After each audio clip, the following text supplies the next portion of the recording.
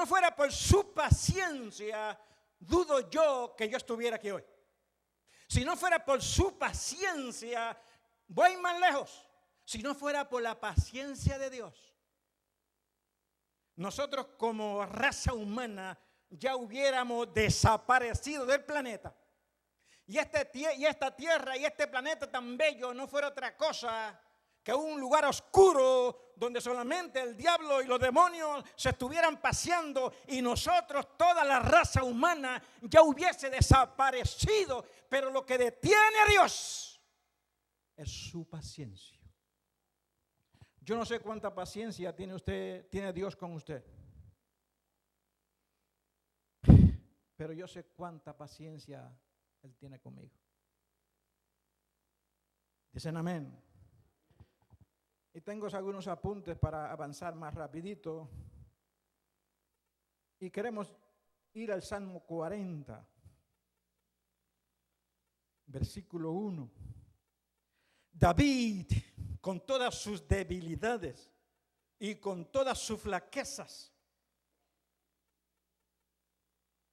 estudiando de cerca la vida de este hombre, descubrí que entre sus atributos buenos que tenía, porque estaba lleno de cosas negativas, pero entre sus cosas buenas que tenía, yo aprendí de David que fue un hombre paciente.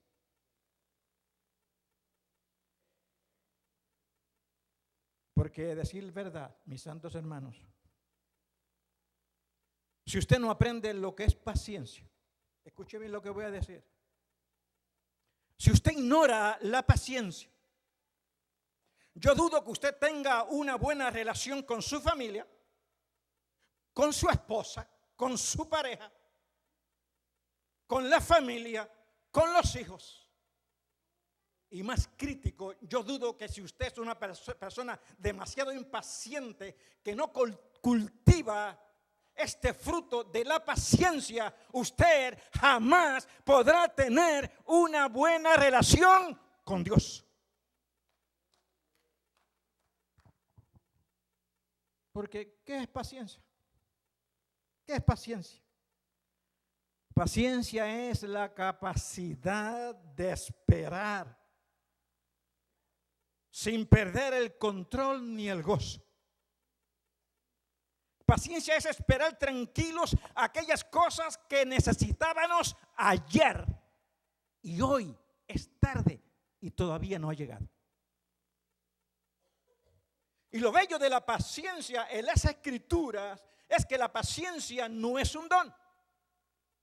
La paciencia es un fruto del Espíritu.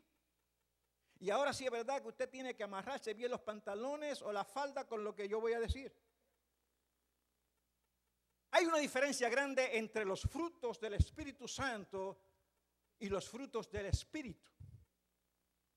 Alguien cuando en Gálatas están los frutos de la carne y los frutos del Espíritu, cuando fueron a traducir Espíritu lo pusieron con letra mayúscula, como es que eran frutos del Espíritu Santo.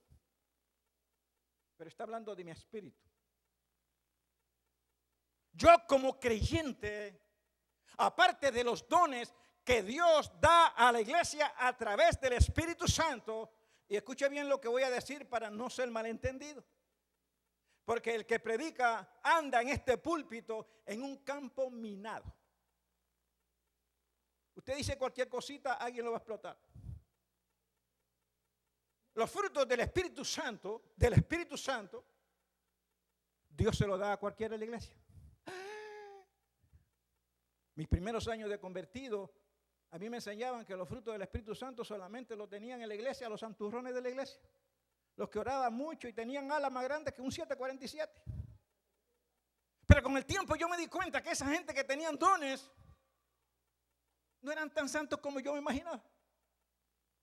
Porque son dones. Dones es un regalo inmerecido que Dios da a la iglesia para el crecimiento de la iglesia. Y Pablo solamente dice que hay que procurarlos. Ya estuvo. El que profetiza, don de milagros, don de lenguas, don de sanidad, sabiduría, conocimiento, discernimiento. Todos estos dones Dios lo da a la iglesia y la iglesia se beneficia. Pero cuando Pablo habla a los Gálatas y habla de los 9, no los dones, los 9 frutos del Espíritu, ahora está hablando de su carácter. Ahora está hablando de mi carácter. Ahora está hablando de mi crecimiento en el Señor. Porque a la verdad, un creyente que no ejerza o que no crezca o que no participe o que no absorba y comience a crecer en los frutos del Espíritu, con su permiso, es un creyente mediocre. No importa que hable más lengua que el apóstol Pablo. Son dones. Dios se los da a cualquiera. Pero los frutos, como es la paciencia, es un fruto. Y los frutos usted tiene que ¿qué?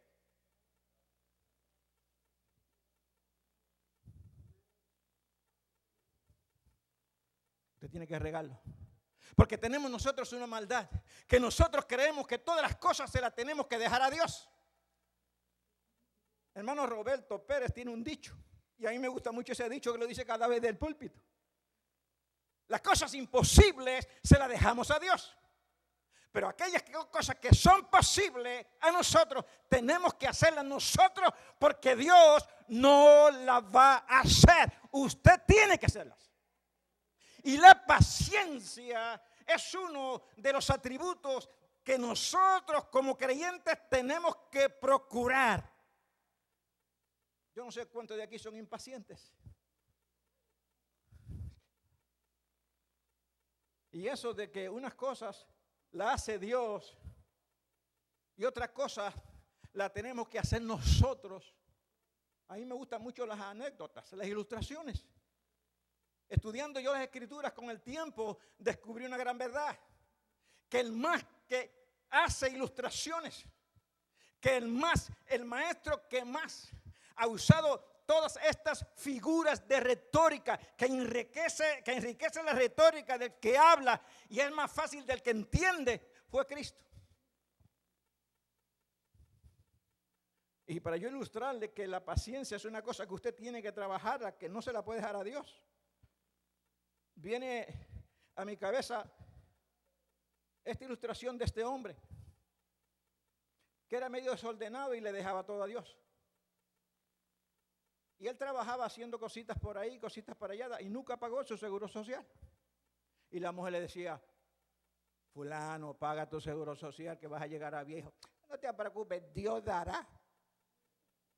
Paga tu seguro social. No te preocupes, Dios aparejará todas las cosas. Cuando llegó a los 65 años, las cosas no aparecieron como él quería. Y se le complicó la vida. Y fue al Señor. Señor, tú sabes que yo he sido fiel toda mi vida. Yo quiero que tú me ayudes a pegarme en la lotería de la Florida. Si tú me concedieras $1 millón, porque era medio carnal, porque los creyentes no juegan. O algunos juegan. Y todos los días iba, hermano pastor, todos los días ahí, dame $1 millón que yo me pegue en la lotería de la Florida. Pasó el tiempo y no se pegó con nada. Y cuando llegó al cielo tocó la puerta. Yo quiero que me digan dónde está el departamento de quejas. Porque tengo una queja. ¿Y cuál es la queja suya? No, yo quiero ir donde el mero mero. En Honduras dicen el mero mero. Y lo llevaron ante Dios. Y ahí apareció. Y llegó enojado ante Dios. ¿Oyó? Ajá, hijo mío, ¿y qué te pasa? Pues mira, Señor, yo te fui fiel a ti. Toda mi vida yo diezmé de lo que aparecía. Yo traje mi diezmo, traje mi ofrenda.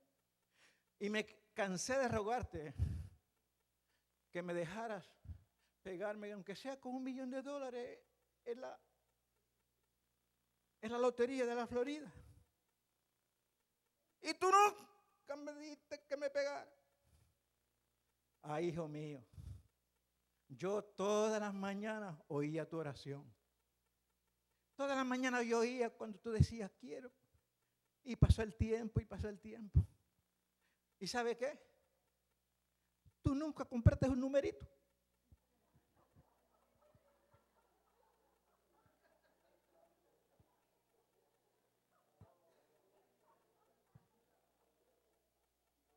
Él quería que Dios también le comprara el numerito. La paciencia es un numerito que tú tienes que buscar. La paciencia es algo que tú tienes que poner a ejercer en tu vida para poder tener una mejor relación con tu familia, con tu esposa, con tu esposo, con tus hijos. Porque sin paciencia, yo por lo menos no voy a ningún lugar. Imagínense un pastor sin paciencia. Usted no sabe ni lo que es eso. Pastorear sin paciencia. La paciencia es el cuarto fruto del Espíritu. Dice el capítulo 40. Pacientemente esperé a quién. Pero ¿cómo esperó? ¿Cómo esperó? Pacientemente. La paciencia es un fruto del Espíritu que nosotros tenemos, porque es algo tan importante, es tan relativo con el crecimiento mío. Yo conozco hermanos que se pasan brincando de iglesia en iglesia, y cuando usted los cuestiona, espero que aquí no haya ninguno hoy, no vinieron hoy. Siempre la misma queja. No me comprenden, a mí no me comprenden, a mí no me comprenden. No es otra cosa que cuestión de paciencia. Para esperar, para estar sentados, para ser ignorados, para ser tirados, para ser criticados muchas veces. Porque hermano del alma, me gusta a mí predicar las cosas crudas, con cuidado pero crudas. Porque en el montón de hermanos de la iglesia hay gente cruel. Porque somos salvos por gracia. Si fuera por obras, no nos vistamos que ninguno va. Dicen amén. La Biblia nos enseña de gente impaciente, porque el impaciente no llega muy lejos. Nosotros con nuestras esposas, me imagino yo que cada hombre ora y pide a Dios una buena dosis de paciencia para bregar con nuestras esposas. Pero las esposas no oran por una dosis por el esposo, tienen que orar por la doble porción.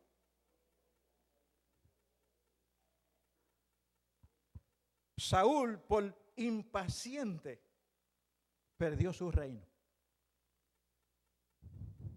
¿Es posible que un hombre pierda su reino por su impaciencia? ¿Y qué me dicen de Esaú? Esaú llegó con hambre a la casa y no quiso ni esperar la hora de la cena, sino que le tendieron una trampa y cayó en la trampa por impaciente, y por impaciente perdió toda su primogenitura y la bendición que había para él por impaciente. Y ahora en el siglo XX, que todo es tan rápido, que viajamos tan rápido, que comemos tan rápido, que cuando vamos a Wendy's o a cualquier de estos lugares no tenemos ni que bajar del carro, sino que pedimos en la ventanita, ahí rápidamente nos dan, nos vamos con una mano en el Hawaii guiando y con otra en el hamburger. Llegamos a la casa y ya no usamos ni el horno, usamos el microondas. Y queremos comunicarnos con alguien, ahí tenemos, ¿qué no tenemos? A la velocidad de la luz casi. Y estamos acostumbrados a que todas las cosas son rápidas. Y oramos a Dios. Y queremos que Dios nos mande el email ya. Pues yo tengo noticias para ustedes. Dios no tiene email. No tiene WhatsApp.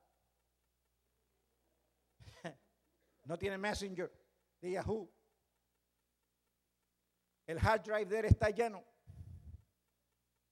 Si usted no es paciente, y vamos a hablar cómo llega la paciencia a nosotros. Si usted no es paciente, sigo insistiendo y sigo empujando que no podremos tener una buena relación con Dios. Es imposible. Imposible. No te vistas que no va. Misión imposible. Viviremos vidas mediocres. Nuestras relaciones con nuestras esposas serán mediocres. ¿Sabe usted, hermano, que las últimas estadísticas que yo leí, que de 50 al 60% de los matrimonios en el siglo XXI acaban aquí en Estados Unidos en divorcio por falta de qué? De paciencia. Alguien dijo que no es por falta de amor, que no fue que el amor se acabó, que lo que se acabó fue la paciencia. Yo no sé cuánta paciencia usted necesita. Por falta de paciencia, y ahora sí es verdad que es difícil lo que yo voy a decir. Yo siempre creía a Moisés un hombre totalmente paciente. Porque si el pueblo de Israel logró entrar a las tierras prometidas, aparte de las promesas y del plan de Dios, etcétera, uno de los factores fueron la paciencia de Moisés. Porque, caballeros, los israelitas vieron todos los milagros que Dios hizo para sacarlos de Egipto. Vieron el mar abrirse, vieron una nube que de noche los guiaba y de noche y de día los cubría. Vieron grandes milagros. Y ahora Moisés va a Sinaí, se tarda allá arriba mientras recibe todas las ordenanzas y los mandamientos, y cuando llega abajo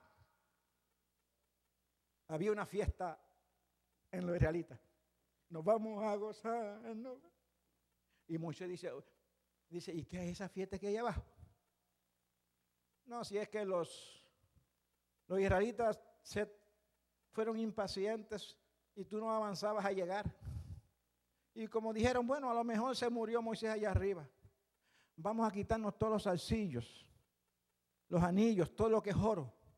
Y vamos a hacer un becerro. Y le vamos a decir a Aarón que ese becerro fue el que nos sacó de Egipto.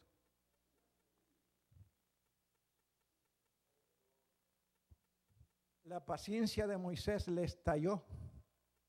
Pero gracias a Dios que fue Moisés. Que Moisés, dice la Biblia, que rompió ¿qué? Yo se la rompo, pero se la rompo en la cabeza a cada uno. Y dudo que hubiese entrado cualquiera. Solamente yo y mi familia hubiésemos entrado. Porque alguien dijo en cierta ocasión, si yo fuera Dios, nada existiera. Porque solo Él es paciente. Paciente. Y la Biblia tiene más de 42 versículos que habla sobre la paciencia de Dios. Pero Moisés se impacientó en una. El pueblo estaba sediento de agua y comenzaron a murmurar. Hermano, no hay una cosa que le levante más la temperatura al pastor que la murmuración en la iglesia. No está conforme. No importa con lo que haga, usted no está conforme. Si hace esto, no está conforme. Un grupo. Sí. Y complacer a todo el mundo es misión imposible.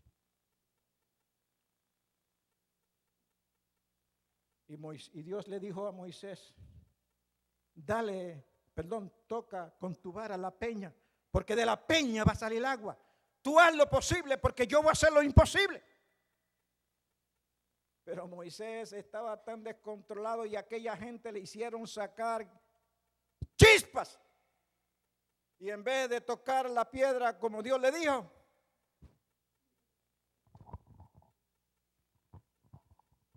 yo también hubiese hecho lo mismo.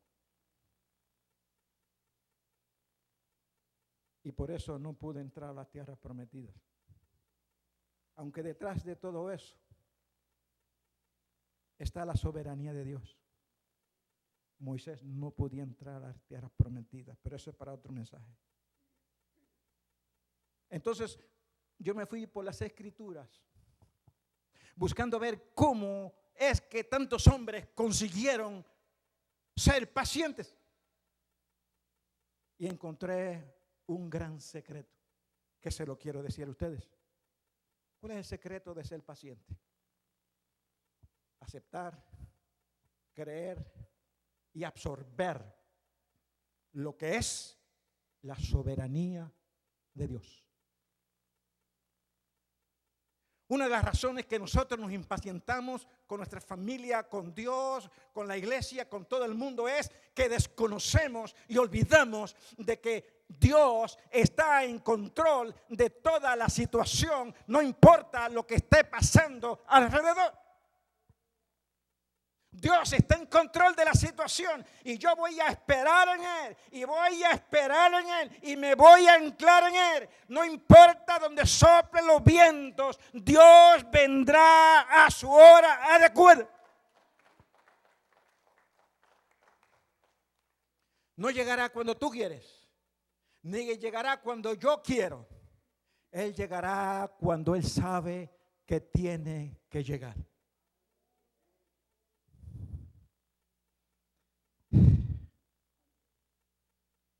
Noé es un tipo de lo que es la paciencia. Mire, si a mí me hubiesen dado el arca y me hubiesen puesto a construir el arca y a predicarle a la gente, ni los animales hubieran sido salvos.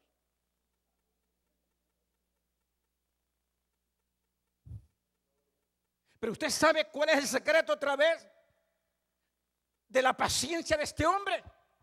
Noé estaba confiado totalmente, sin mirar para los lados, sin mirar la tormenta, sin mirar el viento. Él no estaba con los ojos en nada. Él estaba enfocado solo en la soberanía total de Dios. Dios a veces nos dice a nosotros que hagamos cosas, pero Dios, yo noto en las escrituras, que Él no da detalles. Jerónimo, hazte un templo. Ya estuvo, sin detalles. Y dirán ustedes, no, pero Él dio detalles del arca, de la caja. Y recuerden que no es un barco. Esto lo único que podía hacer era flotar. Esto no podía navegar.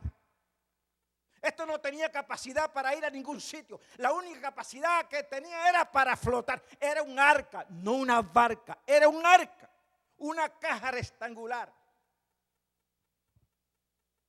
Se necesita tener paciencia.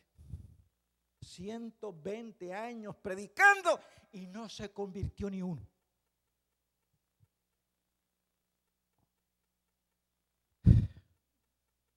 Ahora Dios dice, entra al arca. Y él obedientemente entró al arca.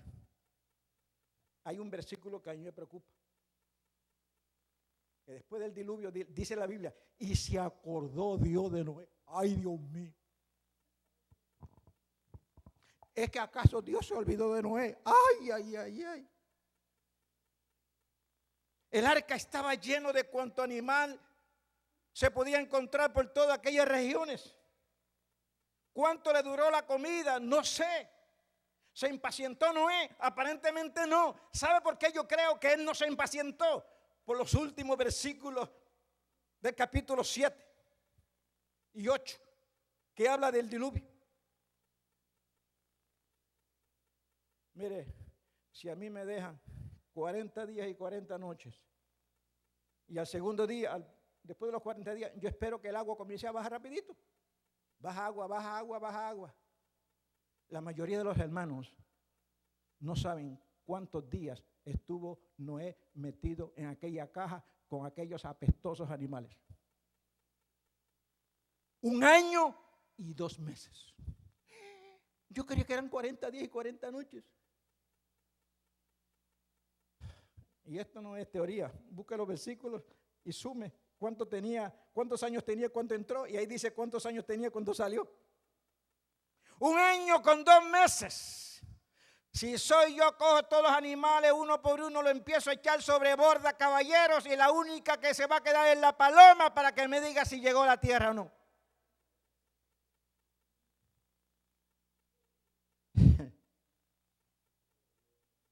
Pero él era paciente.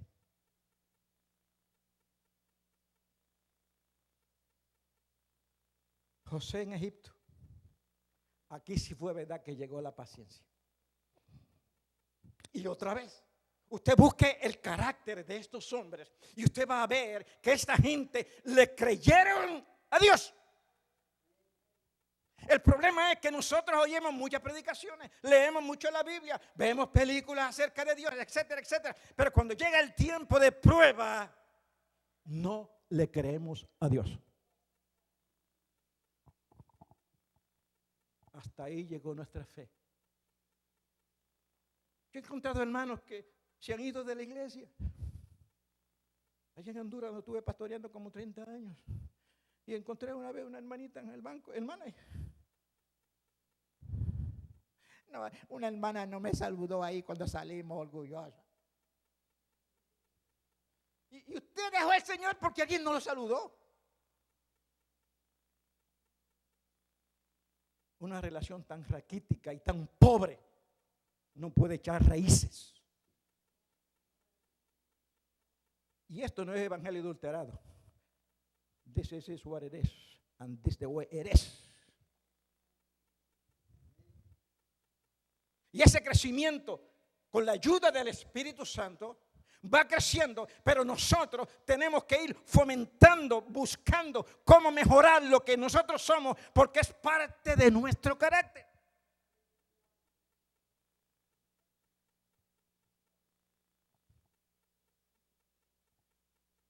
José era un niño mimado por su papá. José nació cuando ya Jacob estaba viejo.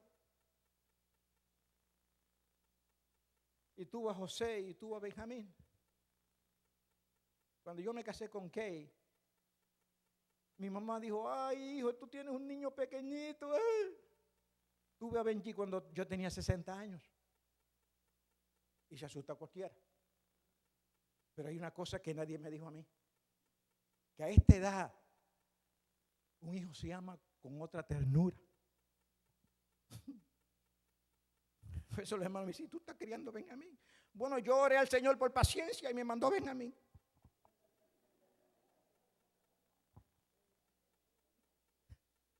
¿Usted entiende eso o no? Y cuando él nació, yo prometí una cosa con Benjamín.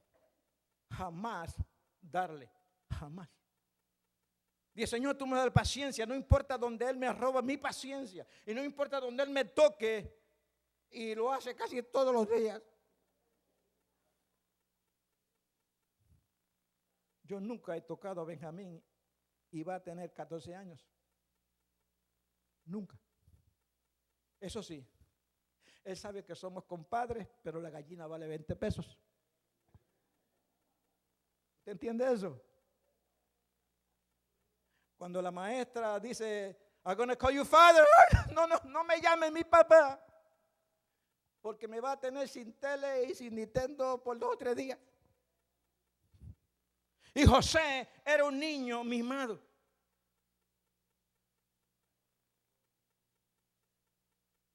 Tan mimado era que su papá lo quiso vestir diferente.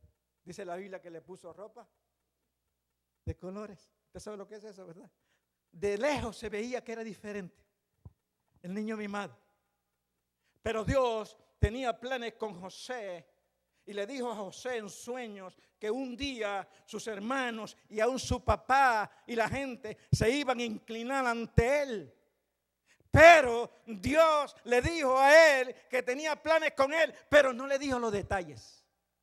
El problema de nosotros con Dios es queremos que Dios nos diga la hora que viene, cómo viene vestido, ¿A qué hora? Si viene en UPS, si viene en Federal Express. Él quiere todos los detalles, cómo va a llegar el paquete a la casa. Pues Dios no trabaja así. Y vaya acostumbrándose a conocer por lo menos cómo Dios trabaja en su vida, porque eso le va a dar bendición a usted.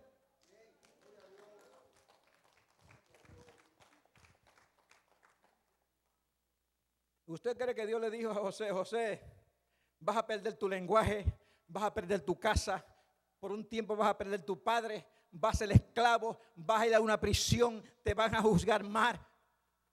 Nada de eso le dijo. Pero una cosa yo sé, y no soy un fanático de la Biblia, ni soy un fanático religioso. Es más, yo no soy ni religioso. Yo no quiero saber de las religiones.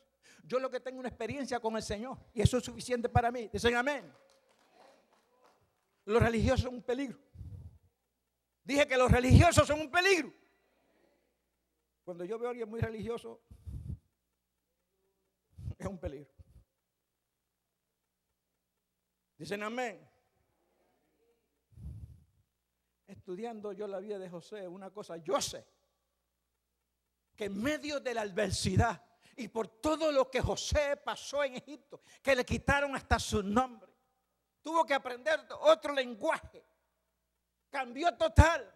En todas sus prisiones y en todos sus problemas, dése cuenta que José no se quejó, porque él estaba dependiendo totalmente de la soberanía total de Dios. Que critiquen, David en cierta ocasión iba subiendo, porque iba huyendo de su hijo, que usurpó el trono. Y yo siempre digo que de David yo aprendí muchas cosas. Aunque mucha gente a veces no quiere ni mencionar a David, porque a este hombre le falló a Dios un paquete de veces. Y nosotros creemos que para ser un hombre de Dios usted nunca puede haber fallado. Tiene que haber estado todo el tiempo, mire. Pero yo encontré que hay hombres que aman profundamente a Dios y le han fallado a Dios. Y esto yo no lo digo para justificar. Es que that's the way it is.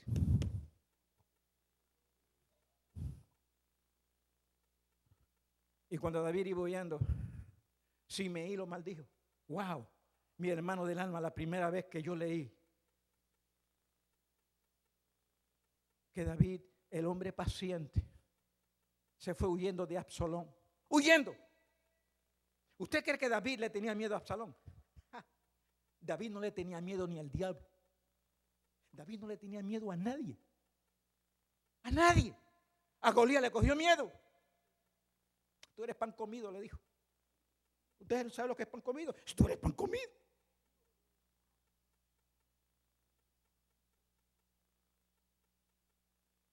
Y Simeí dijo, mira, todas esas cosas te han venido porque tú eres un hombre. Bueno, lo insultó. Y la Biblia dice que él iba en su caballo descalzo llorando. Dice la Biblia que David iba llorando porque abandonó Jerusalén para que no hubiera matanza en Jerusalén. Por eso fue que él se fue, para no enfrentar a su hijo, para que no mataran a su hijo, porque David amaba profundamente a sus hijos.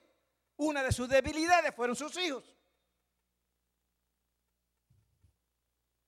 Y cuando Simeí maldice a David, uno de los criados que iba con David dice, mi señor, déjeme pasar al cerco, porque iba a la olla del cerco, y tumbarle la cabeza a este incircunciso. ¡Ah! Párate ahí, dijo David. ¿Oyó? Párate ahí, que todas esas maldiciones que ese hombre me está diciendo a mí ahora, quién sabe si Dios las torna todas en bendición para mí. Eso es descansar en la soberanía de Dios. Eso es descansar bajo las críticas. Eso es descansar en Dios bajo la oposición. Eso es confiar en Dios, no importa donde soplen los vientos. Eso es descansar en Dios aunque tenga cáncer de las páncreas y ya su corazón no sirva para nada. Seguimos confiando en la soberanía y en el cuidado de Dios para mí.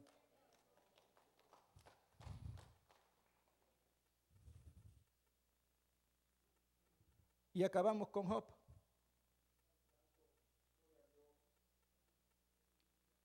Yo me impactó el día que yo comencé a estudiar el libro de Job. Me impactó porque primero no lo pude creer. ¿Por qué? Porque yo soy impaciente. Que si yo soy impaciente, yo tengo que orar por paciencia todos los días. ¿Quién de ustedes no ora por paciencia? Lo único que cuidado, que le van a mandar alguna prueba, porque la prueba produce ¿qué? La prueba produce paciencia. Job era un hombre que amaba profundamente a Dios. Vamos a hacer eso primero. Vamos a estar claros que Job amaba profundamente a Dios. Y cuando usted ama profundamente a Dios, las primeras cosas, el primer fruto que usted comienza a producir es que usted le cree a Dios.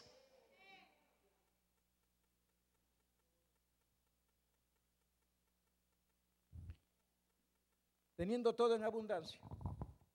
En la Biblia, en la forma que capítulo 1 describe a Job, claro, da a entender que era un hombre bien rico. Pero Job padecía de algo. Era de la justificación propia. ¿Sabes?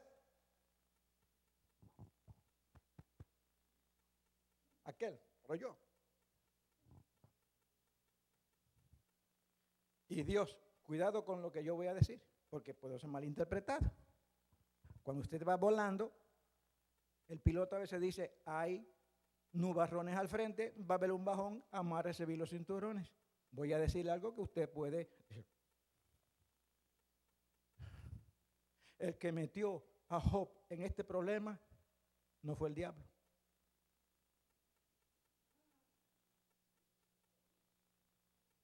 El diablo no tiene nada que ver con esto. Job descansaba totalmente en la soberanía y en el cuidado de Dios. Y Job sabía que si algo me ocurre a mí, no fue que Dios estaba de vacaciones, simplemente que Él lo permitió.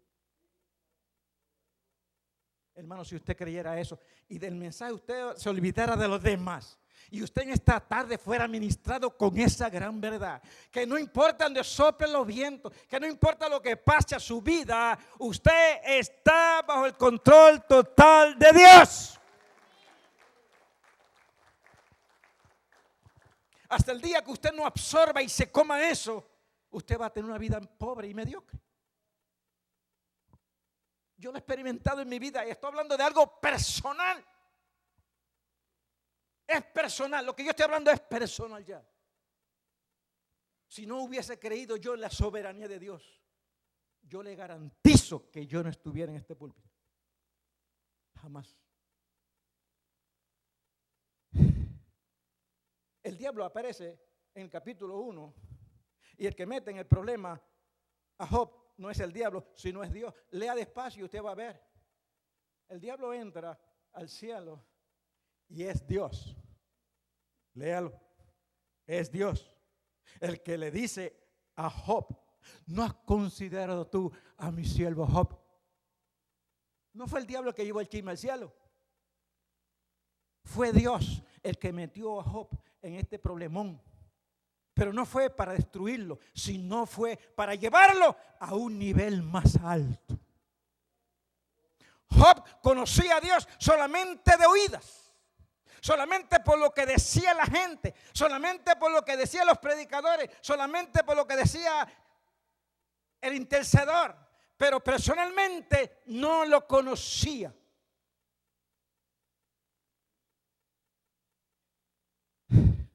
A mí me gusta lo que le dijo el diablo a Dios y viceversa. Ahí lo tienes. Quítale todo lo que tiene. Pero eso sí, le dijo, somos compadres, pero la gallina vale 20 pesos. Tú haz con él todo lo que tú quieras. Mire, hermano, ese Eso me ha ayudado tanto a mi vida. ¿Sabe la noche de la traición?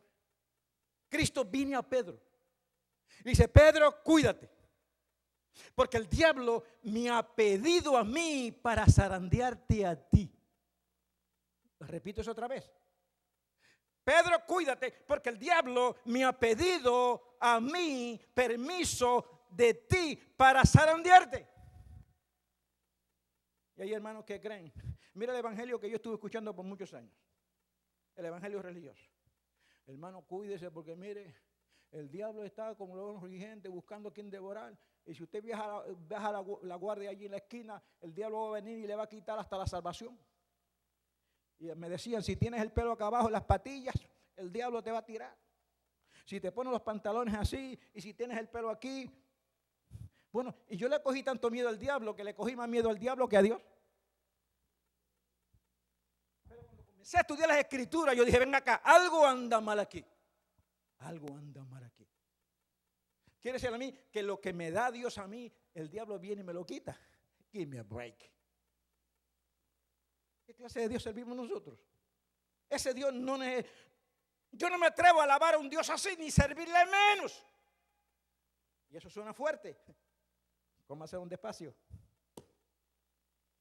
El diablo es un ser limitado por Dios. Él no se puede pasar de los límites que Dios le ha puesto. Él está montado en un tren y ese tren no se puede bajar a menos que Dios se lo permita. Y todas las cosas, ¿por qué? Porque Dios es el rey del universo y todo lo que ocurre y todo lo que pasa está bajo el control y el cuidado de Dios.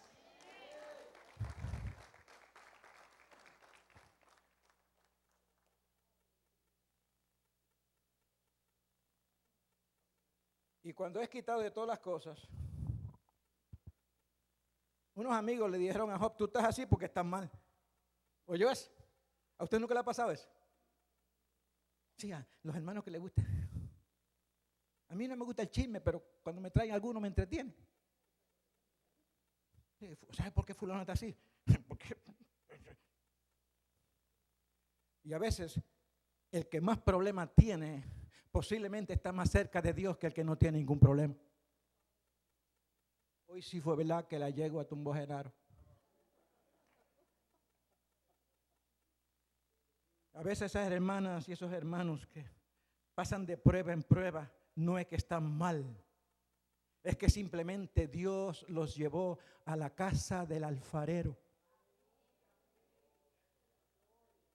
Usted nunca ha sido llevado a la casa del alfarero. Yo bajé a la casa del alfarero.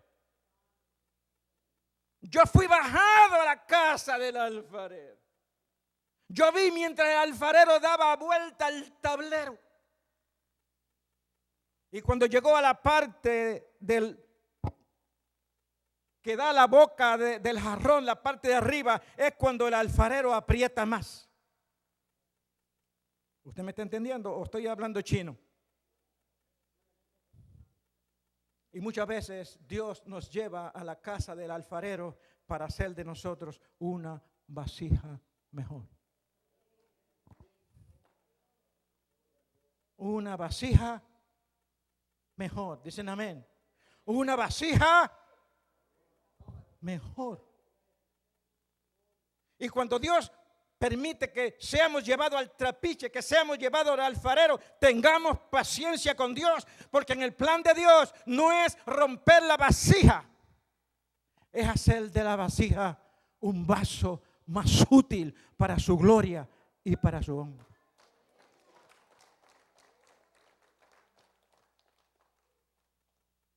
Y acabo con esta bella ilustración, que pasando yo por tiempos difíciles, bien difíciles, yo lloré a Dios.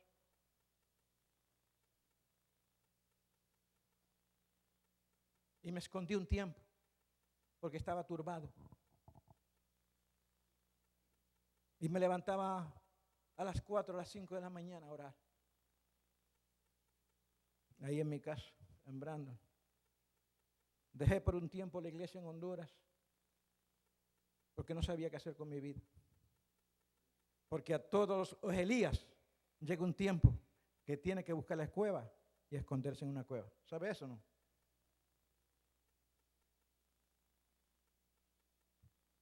Y bien de madrugada, no sé cómo, agarré uno de mis libros y abrí la página y estaba esta bella ilustración con la que yo voy a acabar. Y cuando la leí, yo nunca la había oído en mi vida, nadie me lo había dicho, nadie me había contado. Comencé a llorar. Y fue la ilustración que Dios usó para comenzar a sanarme.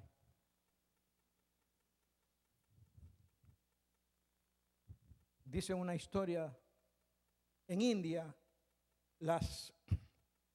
el agua se carga en tinajas y la mayoría del agua no la cargan los varones, sino las mujeres, como en el Antiguo Testamento.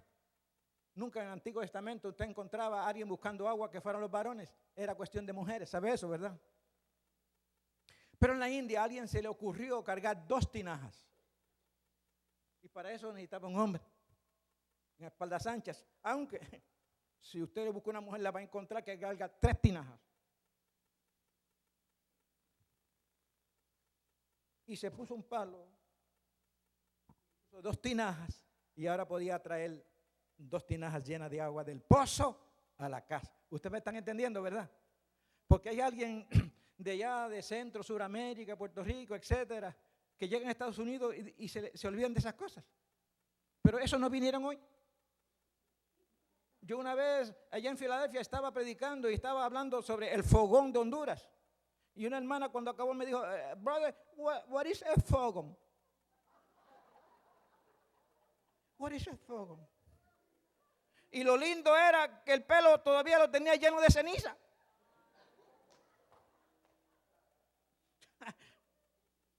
What is a fogón? No es fogón, es fogón y lleva acento, le dije. Pero nos olvidamos de los que cargamos agua. Yo recuerdo en Puerto Rico que yo llegué a cargar agua cuando tenía 10 años. Yo llegué a 15, de 15 años me llevaron a Filadelfia donde me acabé de criar, pero mis primeros años, ahí yo llevaba agua. Bueno, este hombre llevaba 2 tinajas de agua. Pero la tinaja derecha estaba rota. Y cuando llegaba a la casa solamente llegaba a la mitad del agua. Y un día la tinaja le dijo al hombre, yo no quiero ir a buscar agua hoy. ¿Y por qué mi tinajita? ¿Por qué no quiere conmigo? Yo no quiero ir a buscar agua, yo soy inútil, yo no sirvo para nada. Más bien lo que te causa son problemas. Llegas, traes 2 cántaros llenos de agua, uno a la izquierda y la derecha, y yo que estoy en la derecha solamente llega a la mitad de la tinaja de agua a la casa. Yo no quiero ir más, a mí no me busquen más. Tinajita, no te preocupes, le dijo. Mañana cuando bajemos al pozo, yo quiero que cuando vengamos por el camino, tú abras bien los ojos y mire la parte derecha donde caminamos todos los días. ¿Y para qué? Usted sea obediente. A veces Dios no nos explica a nosotros las cosas, solamente Él quiere que seamos. Y al otro día, cuando venían del pozo, el hombre le dice, Tinajita, yo te veo bien contenta, ¿qué te pasa?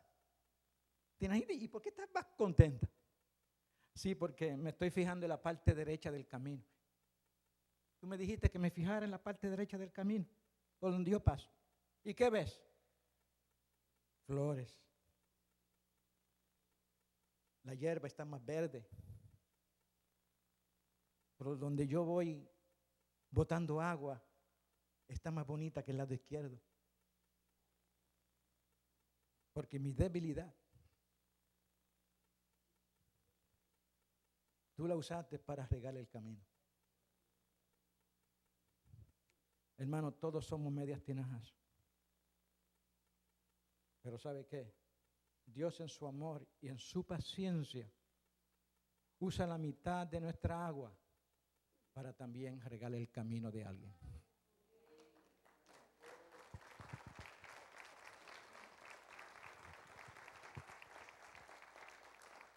Eterno Dios, Yo he predicado tu palabra y esta es tu palabra. Y tu palabra jamás volverá vacía, sino que hará lo que tiene que hacer. Que en esta mañana, que en esta tarde, alguien haya sido ministrado por la necesidad que tenemos de la paciencia. De tu paciencia conmigo y yo y mi paciencia con los demás. Con mi esposa, con sus esposos, con los niños, con la familia, con los hermanos, con la iglesia, con mi pastor. Y te doy gracias por todas las cosas. En Cristo Jesús te lo pedimos. Y el pueblo gozoso dice, se ponen de pie y reciben a nuestro hermano Roberto. Gracias, mi hermano. Ya usted escuchó el mensaje, un tremendo mensaje, hay que ponerlo en práctica. Bueno, terminamos el día de hoy. Gracias, recuerden, nos vemos aquí el próximo domingo, 11:30 de la mañana.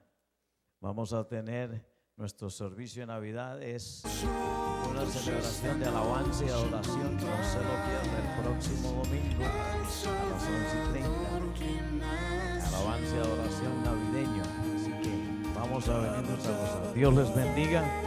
Que la bendición de Dios vaya con usted y su familia en esta semana, y que sea de bendición usted a su familia que viene, que va a compartir en estos días. Dios me les bendiga a cada uno de ustedes.